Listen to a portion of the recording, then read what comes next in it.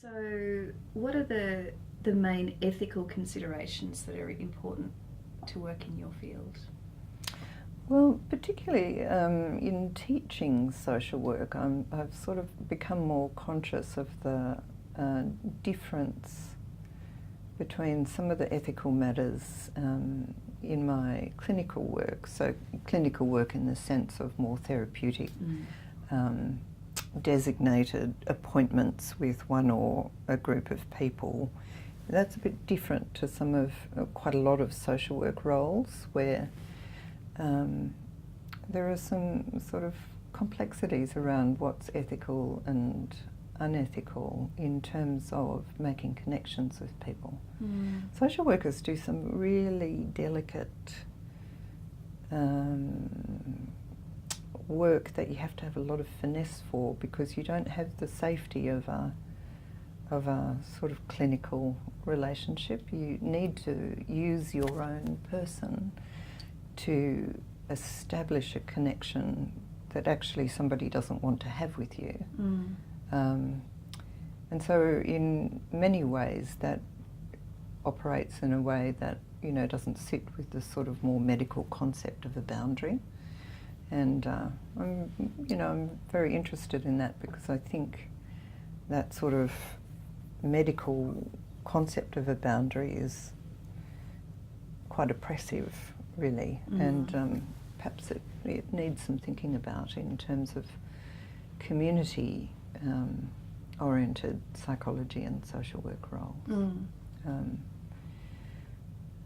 So I suppose the sort of strong ethical things are around making sure that you're thinking structurally, not pathologically, about people's situations, and that you're thinking about power dimensions between a client and their world, and also between a client and yourself. And being ethical about your own sort of cultural and political standpoint, and being conscious of that. And when it comes to the research that you've done, what kind of ethical considerations do you have to make with your research? Well, one has to kind of think through making sure that somebody knows what they're getting involved with. If you're doing some research, that they're not feeling coerced into that by any means, that they're not in some kind of obligatory relationship with me where they kind of need to please me, or that they're kind of within my human life circle, because that can sort of be a bit compromising. I think it's really important also that the ethical processes, you know, establish, is this person kind of well and strong and able to go where the project is going. So there's all sorts of ethical kind of gauntlets that you have to run around that, which are important. Some are a bit strange.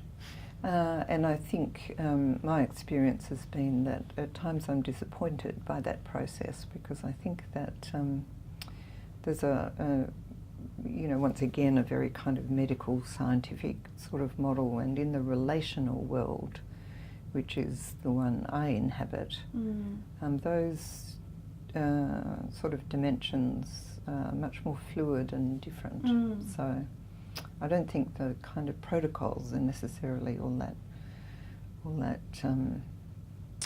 well tuned to what's needed. And it can be hard to build rapport with someone who you're wanting to interview or ask questions about, when you have to go through all those preliminaries. And frighten the living daylights out of them. That's right. Sometimes. It can be a bit infantilizing, I think, you know, a bit sort of not respecting that people have actually, well, in the sort of research I do, people opt in. Right. They're not recruited, kind of. So, yeah.